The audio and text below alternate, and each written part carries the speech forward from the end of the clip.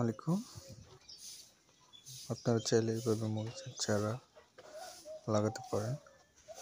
দেখেন আমি লাগিয়েছি, অনেক অলরেডি মরিচ ধরা শুরু করে দিয়েছে। পাশাপাশি আমি আর কয়েকটা চারা লাগিয়েছি।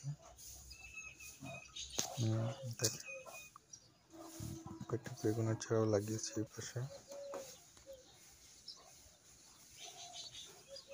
বাড়িতে অবসর সময় এইভাবে কাটাতে পারেন, কিছু কিছু মরিচের চারা লাগিয়ে। দেখেন উপরে মরিচের চারা, নিচে বেগুনের চারা।